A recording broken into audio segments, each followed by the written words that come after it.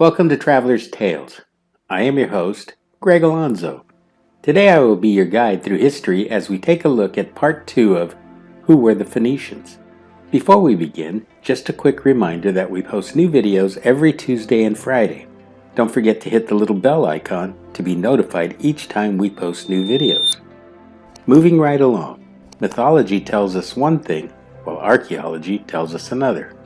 Our first question of the day is from Arturo. He asks, did the Phoenicians actually travel as far as Spain? Yes, Arturo, they did.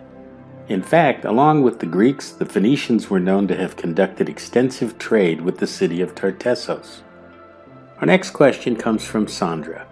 She wants to know what happened to the Phoenicians. Sandra, they first fell under the harsh rule of the Assyrians. They were then conquered by the Persians in 593 before the Common Era. 2 centuries later, Alexander the Great and his army swept in from the west.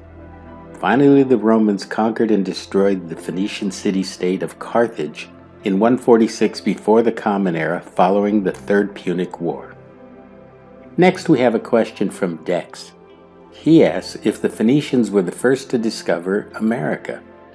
Dex, interesting question. However, there is no evidence whatsoever that the Phoenicians made it onto our shores. Let's press on. Our next question is from Stephen.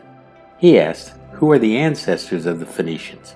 Stephen, the Lebanese share over 90% of generic ancestry with the inhabitants of Saida.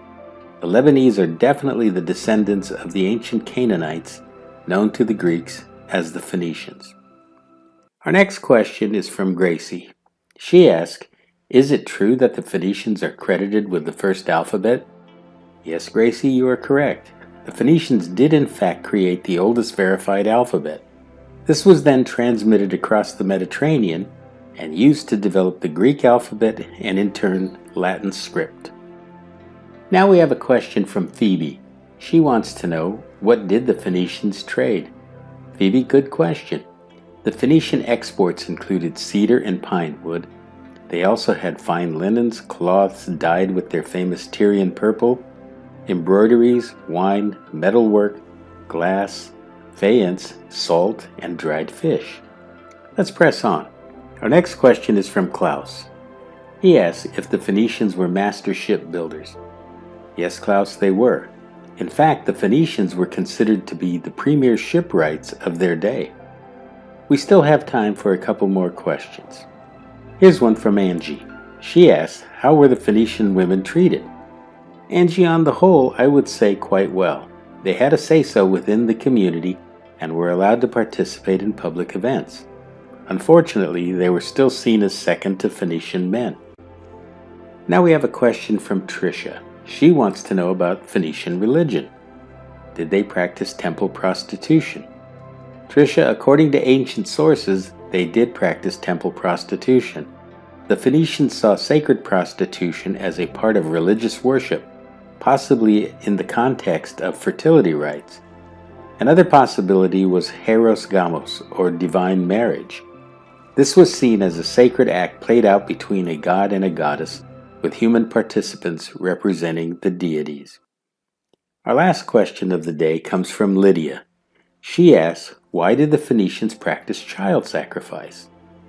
Lydia, sadly they did. Infants only a few weeks old were sacrificed in locations known as topets. This was seen as the parents' dedication to the gods. No one is quite sure as to why the practice existed. Child abandonment was quite common in antiquity. No one is quite sure as to why the practice existed. Child abandonment was quite common in antiquity. Perhaps as a sacrifice, this was seen as more humane. This brings us to the end of part 2 of Who Were the Phoenicians? Thank you for joining us for this edition of Traveler's Tales. Just as a reminder, we post new videos every Tuesday and Friday. Don't forget to hit the little bell icon to be notified each time we post new videos. For your convenience, we have posted our email address and Instagram information. We enjoy hearing from our subscribers. Don't hesitate to contact us with any questions or comments you may have. If you haven't subscribed to Traveler's Tales, please do. This really is the best way to help our channel grow.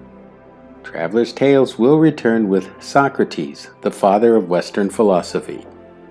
Until we meet again at the crossroads of folklore and fact, Cartistos.